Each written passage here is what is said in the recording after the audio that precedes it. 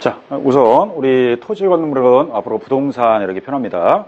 그러면 우리 토지 건물은 원시치드가 해도 2.8% 낸다 그랬고요. 자, 이제 토지 건물 위에 나머지 동산이라고 표현하는데, 동산에 보면은 차량이라는 것도 처음 만들어낼 수 있고요. 기계 장비도 있고 항공기도 있습니다. 그러면 우리 차량, 기계 장비, 항공기를요 표현할 때 제조한다, 조립한다 이런 말씀입니다. 그러면 제조하고 조립하면은 차량을 처음 만드는 건데, 보통 우리 차량, 기계 장비는 우리 개인들이 만들 수 있는 물건 아니죠. 이것도 법인, 회사에서 만들어서 국민들한테 파는 거고요. 해외에 수출할 수 있는데, 차량, 기계 장비, 선박, 항공기 이런 게 있습니다.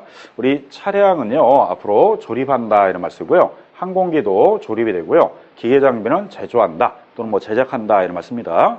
자, 그 외에 선박, 우리 선박은 조선소에서 뭐하죠? 처음 만드는 게 건조한다 이런 말 씁니다. 자, 그러면 차량, 기계 장비, 항공기, 선박 요 네 가지는요 일명 동산이라고 생각하시면 돼요. 즉 위에 나오는 부동산 이외 물건이다 이렇게 생각하셔야 됩니다. 자, 그런데 요 차량, 기계 장비, 항공기가요 좀 주의할 점은 실소유자의 경제적 부담을 고려해서 원시취득은 과세를 안 하고 있습니다. 그래서 차량, 기계 장비, 선박, 항공기는 원시취득은 과세에서 제외한다 이거 꼭 생각하셔야 돼요. 전에 우리 18회 때 처음에 나왔을 때 차량, 기계 장비, 선박, 항공기는 원시취득에 한해서 과세한다 그래 틀린 적이 있어요. 오히려 원시취득은 과세하지 않고 나중에 승계취득할 때 과세합니다. 자, 그거 주의하셔야 되는데, 예를 들어서요 앞으로 여러분들이 자동차 삽니다. 그러면 3년 된 중고 자동차 샀어요. 그럼 우리 취득구분상 승계취득으로 들어가요. 그리고 자, 신차를 샀습니다. 신차 사면은 원시일까요, 승계일까요? 승계취득입니다. 새 자동차 사도 우리 승계취득이고요. 현대자동차, 기아자동차에서 차량을 조립하기 때문에 이 만드는 회사가 원시취득이고요. 그 다음에 만들어져 있는 제품을 우리는 돈 주고 산 거니까 승계취득이에요. 그러니까 앞으로 여러분들이 새 차 산다고 해서 나는 원시, 헌차 산다고 해서 승계 이러면 안 되고 우리는 다 승계취득자입니다. 그래서 여러분들이 승계취득자로서 취득세 내는 거지 원시취득자로서 제외한다 그거 아니에요. 그럼 여러분 신차 살 때 취득세 냈어요, 안 냈어요? 냈죠. 그게 승계취득이지 여러분들이 원시취득자가 아닙니다. 현대자동차, 기아자동차가 원시취득이에요. 그리고 선박도 현대조선소, 뭐 삼성조선소 이런 데에서 만들었을 때 원시취득이 되는 거고, 혹시 선박을 내가 샀다 그러면 승계취득자가 들어가는 겁니다. 자, 그래서 차량, 기계 장비, 선박, 항공기, 선박은 우리가 만든다. 그게 제조조립 건조입니다. 자, 참고로 하나 더 비교하면요. 10년 된 기존 아파트 사죠. 10년 된 기존 아파트 사면은 우리는 승계취득입니다. 그리고 처음으로 아파트를 분양받아서 살 수 있죠. 건설회사에서. 그럼 건설회사는 신축했으니까 건설회사가 원시취득이에요. 그리고 우리는 그 마지막 잔금을 주고 분양받은 사람이 승계취득자예요. 뭐 승계취득자니까 유상 승계로 들어갑니다. 그러면 건설회사는 신축했으니까 2.8을 내요. 근데 우리는 유상 승계취득이니까 그 분양가액이 6억 원 이하짜리 집 그러면 1%, 6억 초과 9억 이하 그러면 2%, 9억 초과하면 3%. 이렇게 해서 요 세율로 받는 거지, 여러분들 아파트를 새 아파트 샀다 그래서 원시취득자 그러면 안 됩니다. 우리 앞으로 승계취득이다 이렇게 생각하면 돼요. 자, 그러면 이제 이 취득에 대한 세율이 다른 겁니다. 그러면 오히려 좋죠. 아파트 같은 경우 분양받아서 가격에 따라서 1%, 2%, 3%면 오히려 원시취득자는 무조건 2.8이에요. 금액에 관계없이 무조건 2.8인데 이 승계취득자인 유상 승계취득자는 1%가 될 수도 있고 2%가 될 수도 있고 3%가 될 수 있으니까 오히려 주택에 대해서는 더 경제적이죠. 세금 내는 게. 물론 상가를 신규 분양받았다. 그럼 당연히 4% 내야 되고요. 만든 자는 2.8% 냅니다. 이렇게 취득의 구분상 세율이 다르다는 거. 그것 때문에 좀 강조하는 겁니다. 자, 그 다음에 우리는 광물에 대한 권리와 어장에 대한 권리가 있는데, 광업권, 어업권은 우리 출연한다 이런 말씀입니다. 출연이라는 거는 처음으로 발견해가지고 출연시켰다 이 뜻이에요.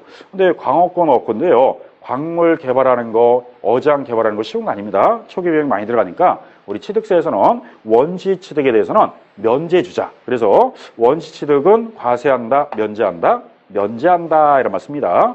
그러면 좀 아까 차량, 기계 장비, 선박, 항공기는 과세에서 제외한다는 거는 아예 과세를 안 하겠다 이 뜻이고요. 그 다음에 광업권, 어업권은 취득세를 면제해 주겠다 이 뜻이에요. 그러면 주의할 점은 면제받으면요, 농어촌 특별세 20%를 따로 내야 돼요. 면제받은 만큼 농특세 내야 돼요. 그럼 앞으로 면제받았다, 감면받았다 그러면은 다 농특세가 20% 냅니다. 우리 취득세, 등록면허세, 양도세는 면제 감면에 따른 농특세를 내게 돼 있어요. 그러니까 면제자는요, 취득세를 면제해줬다는 거지, 농특세는 따로 내라. 그런 뜻입니다. 자, 그래서, 광업권은 원시취득은 면제, 이 말 써야 되고, 차량 기회장비 선박항공기는 과세 제외, 이런 말 씁니다. 자, 다음.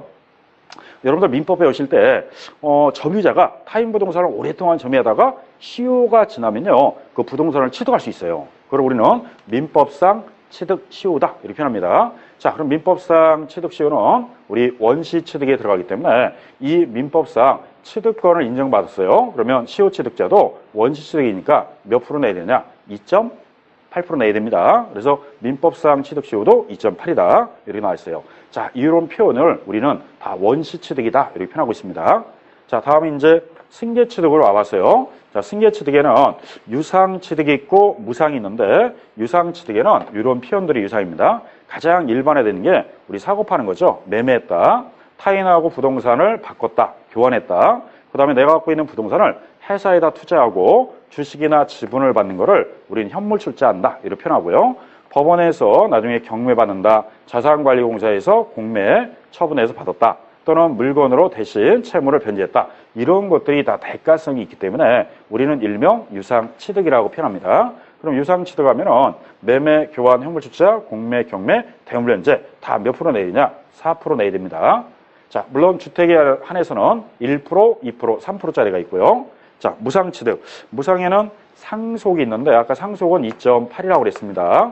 그 다음에 상속을 제외한 나머지 증여한다, 기부한다, 유증한다, 뭐 사인증여다 이런 말 나오면요, 다 3.5%다 이렇게 생각하면 돼요. 상속 이외의 무상은 다 3.5가 되고요. 상속에 대해서는 2.8을 과세합니다. 그럼 나중에 여러분들이 상속받아서 재산을 취득했는지 아니면 증여받아 취득했는지 이거에 따라 세율이 다르다 이 뜻이에요. 자, 그래서 무상에는 두 가지를 크게 나누면 상속과 상속 이외 이렇게 분석하시면 되고요. 자, 그러면 이제 무상취득도 승계취득자니까 이 상속인이나 수종자는 나중에 취득세를 내야 됩니다. 자, 이제 의제취득. 의제취득은요, 취득으로 간주한다 그랬어요. 간주취득인데 네 가지만 현재 지방세법에서는 취득으로 간주합니다. 자, 첫 번째는 뭐가 있느냐? 토지가 있습니다. 자, 우리 토지는요, 처음에 우리 지목 변경 이런 말 써요.